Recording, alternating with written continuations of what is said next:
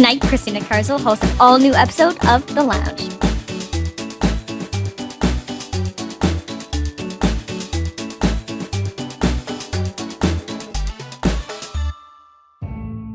The following program may contain mature material some viewers may not find suitable. Viewer discretion is advised.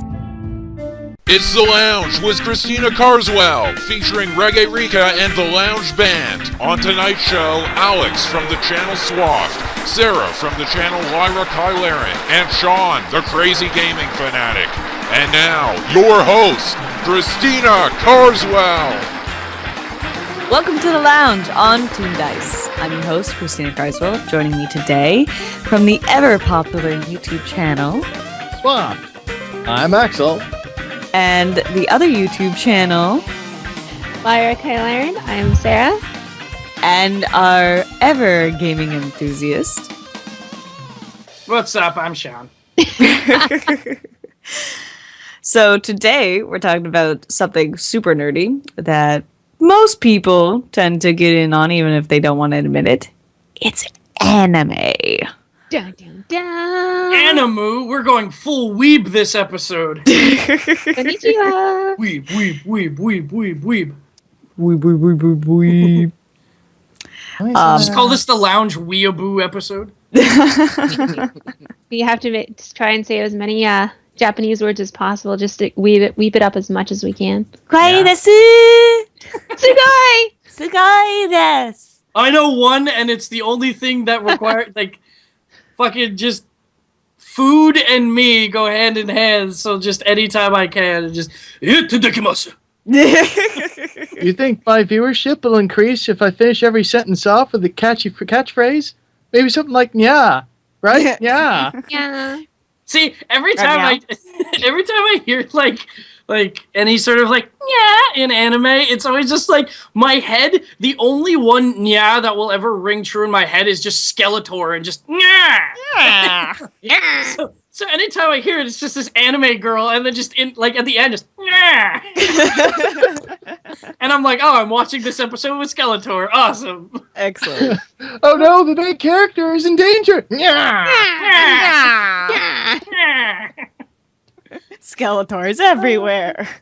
In my life, he is. He's everywhere. He's It's my definitely spirit just animal. like in those action movies where you hear that scream. Oh, the It's like, Wilhelm "Ah!" scream? Yeah, that. Yeah.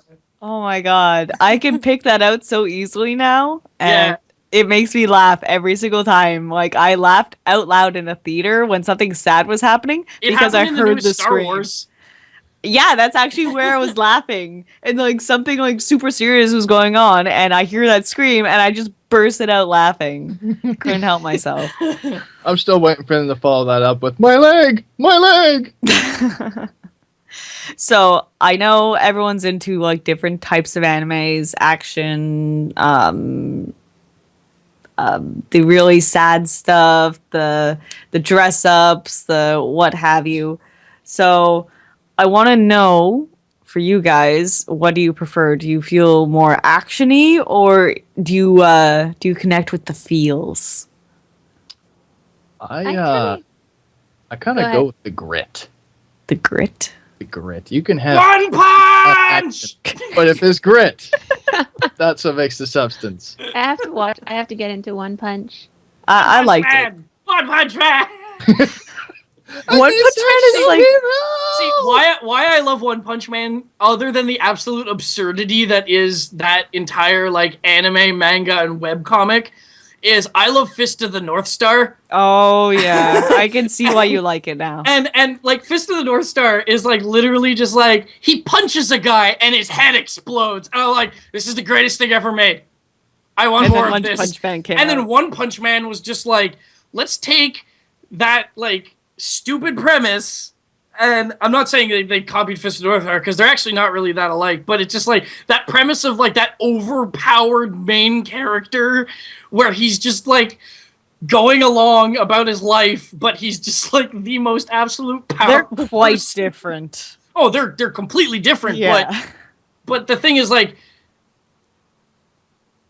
in Fist of the North Star, it's Kentama Yeah. and it's Saitama, and it's just like it's the Tama that my brain always just like I'm just like I'm like watching One Punch Man. I'm just like expecting like a cameo from Kentama. I could see that. I could see that happening. At least having like a poster or something maybe on their wall because like he reads manga. Yeah, to answer your question though, like for me, it's actually kind of neither. I like both. I do like my feelsy animes sometimes when I'm just like I want to cry and roll up in a ball and feel. But other times I'm just like explosions, giant robots, everything needs to fucking fight. Giant tits, yeah! They're awesome. That's all it is. And it just like there's just that part of me that's like only comes out every so often where I'm just like I'll be bored and I'll be like, you know what? I'm gonna rewatch an episode of Tengen Toppa, and it's just like, you know, like I just really that anime is actually that's actually a perfect combination of both. action and feels. It's both because like I don't think any anime has ever escalated as quickly as that one did. Oh, it escalated real quickly. Because it was just like, oh, they're underground. I feel so bad for them. Oh, they got to the surface. I feel awesome for them. Now they realize that the surface world is shit. I feel bad for them again. Then, spoiler alert, fucking he dies. Which anime was this again? Tengen Gurren Lagann. Oh yeah, Gurren Lagann. I couldn't get into that. And then they're like, all right, now he has a small robot. Okay, that robot is bigger. Now they're on an aircraft carrier of robots. That is a robot. Now they're on a robot the size of a planet. Now they're fighting literal sized robots of galaxies. Hold on. At the very end, there's like 15 robots within one robot. You missed a step. They realized that the moon was a robot. Yeah. The moon was a robot. Like, everything was just like, the creators of that fucking series were just like, you know, needs more robots. That's a robot. They went all full Oprah Winfrey. It's spiraling out of control. And you get a robot. And you get a robot. They're like, they reached the God complex where they're just like, all right, well, we've created a planet-sized robot. Where do we go from here? To the galaxy. You know, we're never stopping. The secret is the entire universe is just one giant robot. Oh, it's just robot porn for people who really like robots. But at the same time, it's actually a really interesting character development wise because like you have Simon who like starts off as this like whiny little kind of shit, and I hated him. I think everyone kind of hated him. It's probably because he reminds us of ourselves, really. But he's the just weaknesses in ourselves, yeah. Yes. He's you know, he's well, yeah, and that's probably why he was created as like that character who needs to start off weak, and then, you know, he finds the drill, and that's all great, and he's because his character was always that spunky guy who never gave up, even though he wasn't the strongest or the tallest or the bravest or whatever. He wasn't Kamina, but he was Kamina's best friend. Yeah, but at the same thing is that like, and I'll get to Kamina later because like that character is amazing. I love Kamina. But like he started off as just this guy who's like, we can do it. We can just keep digging and we'll get to the surface. We'll never stop digging. And they're like, Simon, you're crazy. Stop digging. He's just like, no, I'll never stop digging. Fuck the system. You can't tell me what to do. I will drill forever. I will drill to the heavens. And then Kamina originally was just this like arrogant kind of character, but he was the older brother archetype where he was like, he cared for Simon, and you know his immortal quote of like, don't believe in you, believe in the me that believes in you. And I'm like, the power of positivity, yeah.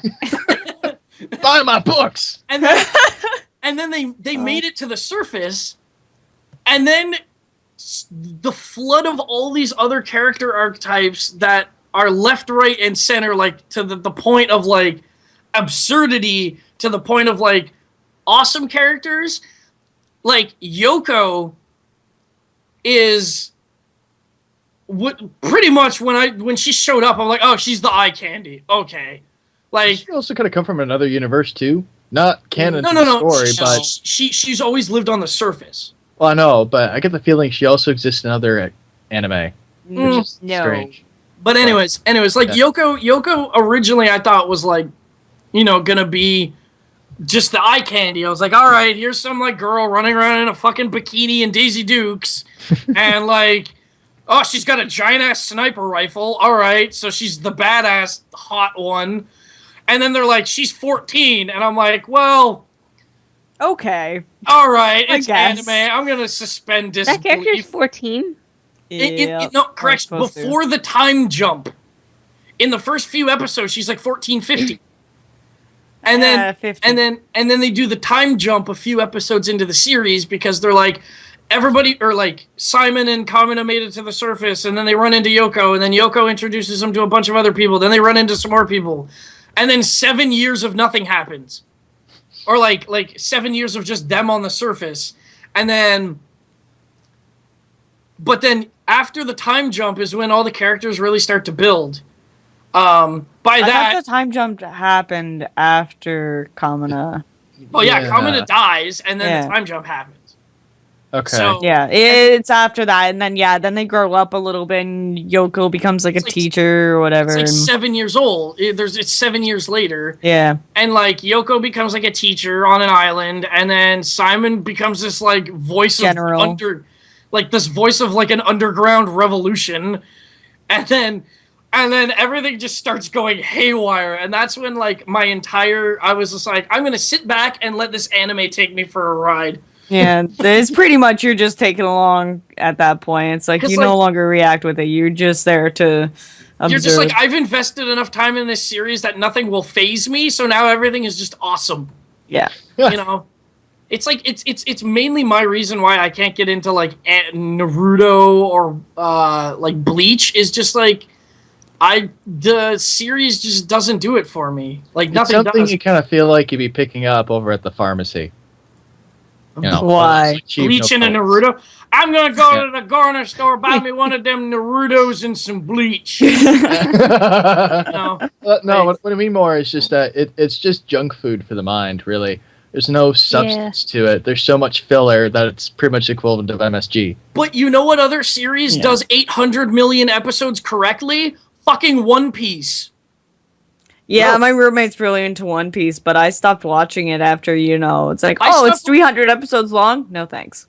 They're up to 800 now. I know, it's ridiculous. But they, see, like, Naruto and Bleach did an entire filler season. Like, that's a little much. Well, yeah, because the writers of the anime either surpassed the manga, or not even that. They just didn't want to do a certain arc of the manga, and they're just like, we'll write a filler episode. And then that filler episode turned into an entire season. And then One Piece when they do a filler season, they're doing a filler season about a side character that's still part of the main story. It's not just some like random filler side season. Okay, so this begs the question, now that we're getting like into the longer running series, like One Piece has been around since like late 90s, early 2000s kind of deal. And I think the manga started in like 96, 97. Yeah, like I said, but the anime started 97. like early 2000s. 97, yeah, 97. I'm just pulling it up right now. Yeah, 97. So with these Shonen Jump, I remember these long series. A lot of people stream online, but owning it would be an issue because like you're spending how much money on like DVDs and books and whatever. It's a mini how much fortune. room they'd take too. Yeah. 800 episodes worth of the DVDs? thing is, that'd be a freaking bookshelf. But the thing is that like usually people who do collect the DVDs or the box sets and stuff like that, they collect it as the anime is made for North America. Yeah. Or as the series, the small series collections come out in Japan, if they want it in the original Japanese format. So, like, I used to do that for Dragon Ball Z. Mm-hmm. Like, I have, like, the small series. Like, would I go back and buy, like, an 18-disc box set? Maybe, if I had the money. Maybe. But that's what I'm saying. Like, it's getting so expensive nowadays. Well, yeah, for the longer series, yeah. But, like, if I wanted to pick up Tengen Toppan, I think it's, like, a 3-disc set. Yeah, and that wouldn't be as much. That's all, like, 50 episodes, I think. Like personally, for me, I prefer the shorter series because I like to see them tell a concise story within a certain amount of time frame. Well, it's the same thing with me there too, because like Inuyasha, that was the first like super long running anime series that I started watching, and it just got dragged out way too long, and I long running series like that easily lose my interest because also, sorry, I didn't mean to cut you off there. Sorry, it's go ahead, yeah. they just it's like that. There's no ending to whatever story they're trying to tell. I wouldn't mind a long running series if they had like, okay, this story arc's finished, and then they start another story arc, and then that story arc's finished. But a lot of the longer running series don't tend to do that. They just drag it out. They do though. Really? Yeah, like Naruto, as much as I don't watch it, and as much as it has filler seasons, Naruto does like 50 episodes of an arc, and then that ends, and then they'll just run another arc of the manga. Yeah. And it's the same with Bleach, it's the same with One Piece even, because those guys have established manga series to just make adaptations for TV or for like video. If you're talking about like a shorter series, like a defense point of that is, I'm a really big fan of Air Gear. I love the anime. I love the whatever chunk of anime exists. And I'll bring it to a bigger point. But that anime has a bunch of arcs in the manga that would be perfect to be adapted for the main story. But the thing is with Air Gears, they cut it out after one season, whether that was because of funding or whatever. They just stopped. And really? there's like eight other bosses that he has to beat, and they just stop it after the first one. And I think it was mainly due to like funding or something like that. But series like that where they have a long established anime or a manga, and then they start making an anime for it, then yeah, you really kind of need to flush out. You really need to flush out the whole story. Fairy Tail is a good point of the opposite. Fairy Tail, as a friend of mine put it yesterday, we were talking about actually this exact point. Fairy Tail to him is a really bad anime because it does the same exact plot, just they replace the people. But it's the exact same plot. Every like 30 or 40 episodes is the same thing over and over and over with just different plots. Oh, quick but thing just on different Fairy characters. Tail. But there's 180 episodes, I think, and it's still going of Fairy Tail. Has anyone else noticed on Crunchyroll that Fairy Tail jumps from episode 12 to episode 49? Yeah. And they have nothing else in between? I think that's licensing issues. I don't use Crunchyroll, but I have every episode up to episode 151 of... let me just check here. It might be something with licensing the actual episodes. Might be something like within the copyright. You know, it's actually, so going back onto the topic of like owning versus... I have up to episode 168. Yeah. A big part, similar to like one of our other conversations, or previous sessions here, is, the subject of supporting the people behind the art, right? Or behind what they're doing. And, in this situation, streaming is great because it gives a greater level of accessibility to the content. Everyone is able to enjoy, everyone is able to participate with the community. It gives you that level of accessibility to it. Now, when would you go purchase it? Well, I mean, it's very important to also sort of support the people who dedicated their lives to making these shows that we love. Now, on the other hand, the big thing is, like you pointed out, so there's a whole segment of Fairy Tail that's missing. Now, if you're a big fan of Fairy Tail, and you're afraid that, maybe one day the internet will fail us and suddenly it'll just disappear from the vaults of the internet somehow. Wouldn't you go out and purchase a copy, like purchase a DVD copy to make sure that you could put it into your own personal vault? So that's a good point. That brings up like an issue with like people who are just general collectors. Yeah.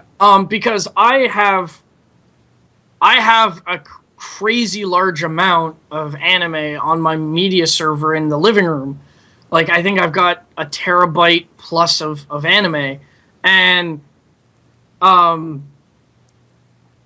it's.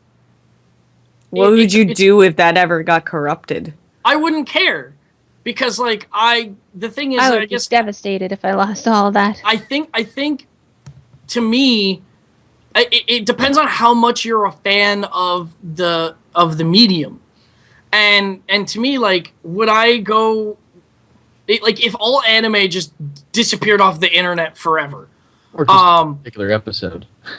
yeah, which is no, like, just if every anime period just disappeared off the internet, Just poof. Yeah. I would be one of those people who would be like, that's okay. Like, I'm not that diehard of an anime fan to really care. Because I don't get really attached to specific animes, I watch so many animes that everything just kind of bleeds into each other. So if anime were just like, as a fan of animation period, yeah, it'd be a great loss. But I would just be one of those people who'd be like, all right, well, I'm just going to go start watching something else. Yeah. That's fair. If all you watch is anime, and yeah, you want to collect a DVD box set, that's fine. I'm also a collector of. I do the same thing for music albums. I have 2 terabytes of music, but I own very specific CDs because I want I want the art, I want the jewel case, I want the liner notes. But like a lot of other bands that I have, I'll occasionally listen to. Yeah. But I won't go out and buy the album.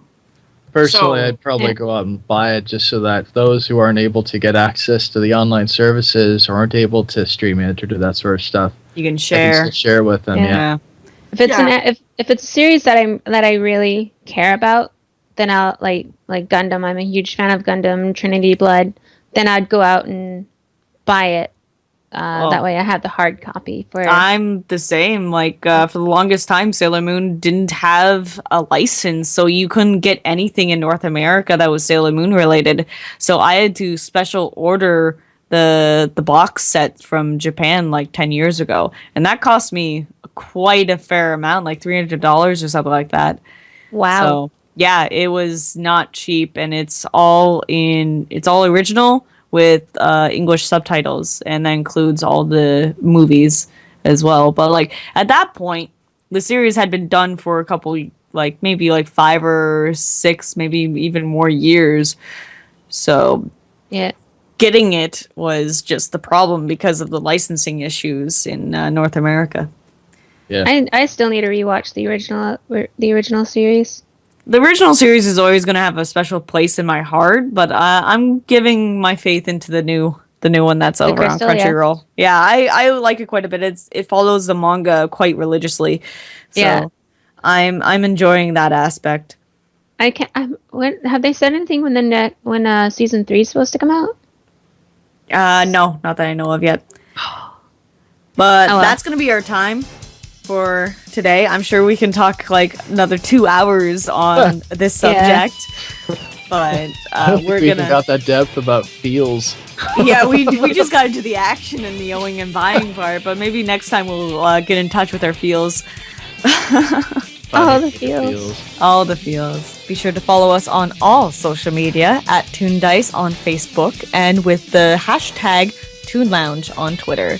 And if you're a fan of TOONDISE, make sure to support us on Patreon at patreon.com/ToonDice. And on behalf of Axel, Sean, Sarah, and myself, Christina Carswell, thank you for watching, and we'll see you next time right here on The Lounge.